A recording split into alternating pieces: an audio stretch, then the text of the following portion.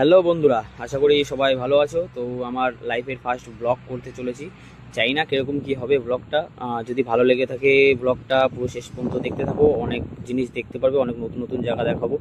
তো শুরু করা যাক আজকের ব্লগ। আর আমরা আজকে যাব একটা জায়গায়, যেখানে সেটা পরে ওখানে গিয়েই আমি বলবো যে কোথায় জায়গাটা।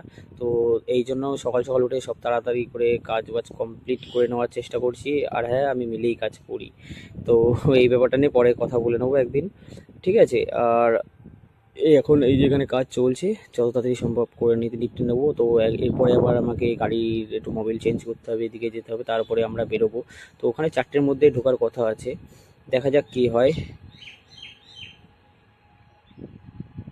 আমরা চলে এসেছি আমার গাড়িটাকে নিয়ে। এই যে মোবিল ফিল্ডটা চেঞ্জ করাবো, আর ওই যে দাঁড়িয়ে আছে এসপি সাইন, তো ওটারই মোবিল চেঞ্জ হবে।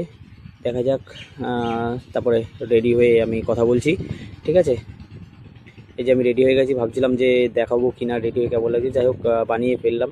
তো দেখা যাক। এই যে চলে এসেছি আমরা। আবার ওই যেখানে রাস্তার ভিডিওটা আমি করতে পারিনি, ওটা আরেকটা ব্লগে আমি ছেড়ে দেবো। তো এই যে এখানে মূর্তি তৈরি হয়েছে আমাদের রানাঘাটে একটি জহরা কালীবাড়ি মন্দির বলে মন্দির আছে। যারা জানো তারা কমেন্টে জানিও, যারা এসছো। আর যারা আসতে চাও সেটা হচ্ছে নোকারিতে, রানাঘাট থেকে নেমেই বললে পরে যে কোনো টোটোওয়ালায় নিয়ে আসবে। তো এই জায়গাটা হচ্ছে তারাপুর, ঠিক আছে। এখানেও এটা হচ্ছে তারাপুর ফেরিঘাটের পাশেও এই মন্দিরটা আছে।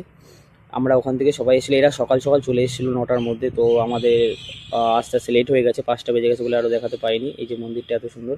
এই জহরা কালীবাড়ি মন্দিরটার পাশেও আরেকটা রক্ষাকালী মন্দির আছে, পাশে বাবা আছে, ভোলে বাবা।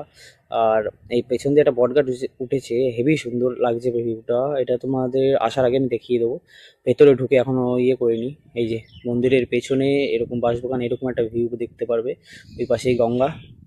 এই দেখো গঙ্গা থেকে, এই যে এখান থেকে লঞ্চ চলে, ও পাশে যাওয়া যায়। ফুলিয়ার ওদিক দিয়ে গেলে পরে ফুলিয়া দিয়ে শান্তিপুর যাওয়া যায়। পার করে হয়তো 20 টাকা করে নেয় সামথিং, আমি জানি না, আমি শোনা হয়নি আমার, হয়তো হবে হয়তো। এই যে এখানে পুরো কলা বাগান, এদিকটা এদিকটা হেভি সুন্দর পরিবেশ। এই যে সব সন্ন্যাসীরা যারা নেমেছেন তারা এখানে স্নান করছে। এই যে এই ঘাট, বাঁধানো ঘাটে আমরাও স্নান করবো আমাদের ওখানে কাজ হয়ে গেলে বলে। এই যে চলে এসেছি, এখন সন্ধ্যা হয়ে গেছে, বাড়ির দিকে রওনা দেবো। তো এই যে ভেতরটা দেখো মন্দিরটা, রক্ষাকালী মন্দিরটা। এই যে বাবা, এই যে বট গাছ, আর এই যে আমাদের ফাইনাল লুক জোড়াকালীর। এরকম এটাও নোকারিতেও আছে সেম। এই যে সেম আমাদের কাজ হয়ে গেছে। এই যে পুরো বাইরেটা এখন অন্ধকার হয়ে গেছে, যদিও বা রাত্রির হয়ে গেছে আমাদের আস্তে আস্তে, 9টা বেজে গেছে প্রায়। তো এই যে বাইরের লুকটা দেখে নাও, ঠিক আছে। এই যে ওপাশে ঘাটে যাওয়ার রাস্তা, এই যে আমাদের পুরো লুকটা। এর ভেতরেই পার্ক আছে, সব আছে, ঠিক আছে। আশা করি টাটা, দেখা হবে নতুন